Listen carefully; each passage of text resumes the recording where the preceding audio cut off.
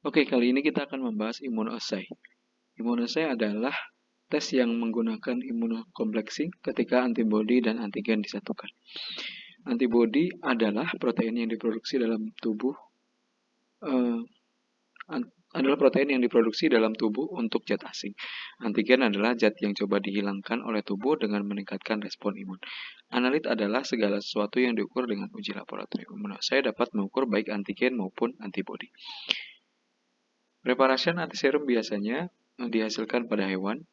Antiserum, seperti yang sudah kita bahas sebelumnya, mengandung campuran antibodi yang masing-masing dapat berikatan dengan tempat pengikatan antigen atau epitop yang berbeda. Proses pembuatan antiserum dimulai dengan penyuntikan pada hewan, kemudian diambil serumnya, dan serum ini berfungsi untuk mendeteksi antigen yang sejenis yang akan masuk ke dalam tubuh.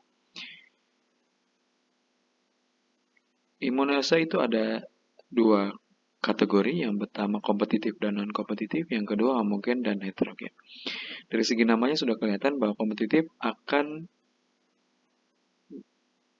membentuk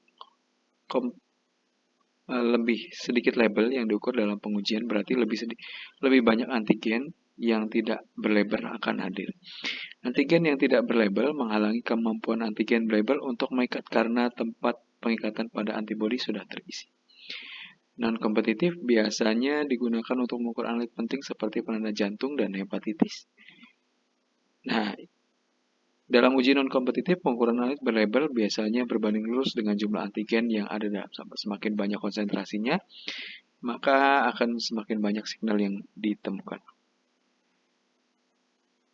Homogen dan heterogen pada prinsipnya memerlukan pisahan kompleks antibodi antigen terikat disebut dengan immunoassay heterogen.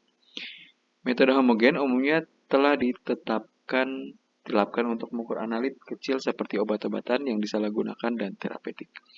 Kemudian ada radioimmunoassay. Radioimmunoassay adalah prinsip menggunakan reaction antigen-antibodi untuk mengestimasikan ligan atau jumlah ikatan. Keuntungannya adalah reaksi imun spesifik, sensitivitas tinggi. Kekurangannya adalah bahaya radiasi yang ditimbulkan karena menggunakan reagen label radio membutuhkan orang yang terlatih khusus serta laboratorium yang berlisensi. Tahapan preparation, radio labeling, dan preparation of specific antibody dan development of assay system.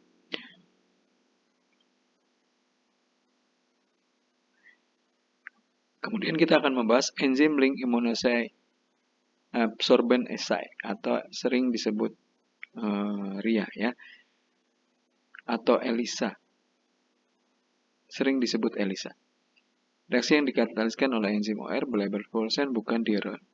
Keuntungannya besar. Keuntungan ELISA adalah sensitif, nanogram atau lebih rendah dapat dilakukan, reagen minimal kualitatif kuantitatif, misalnya tes HIV dan lain-lain, sumur dapat dilapisi dengan antigen atau antibodi, cocok untuk otomatisasi kecepatan tinggi tanpa bahaya radiasi.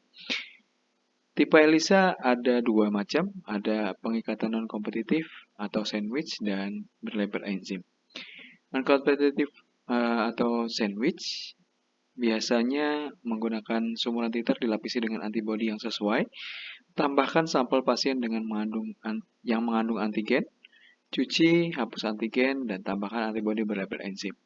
Cuci, hapus antibodi berlabel yang tidak terikat, baru tambahkan substrat, teteskan enzim, dan warna sebanding dengan antigen dalam sampel pasien.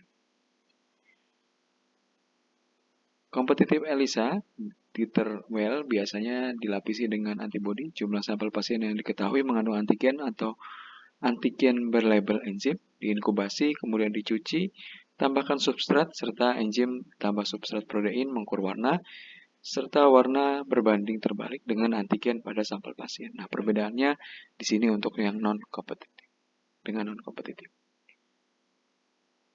Penggunaan radioimmunoassay dan ELISA untuk analisis hormon, vitamin, metabolit penanda diagnosis, misalnya untuk vitamin, glukagon, insulin, dan lain-lain, pemantauan obat terapeutik, barbiturat, morfin, digoxin, prosedur diagnostik untuk mendeteksi infeksi HIV, hepatitis A dan B, serta lain-lainnya. Terima kasih, itulah immunoassay yang kita pelajari. Assalamualaikum warahmatullahi wabarakatuh.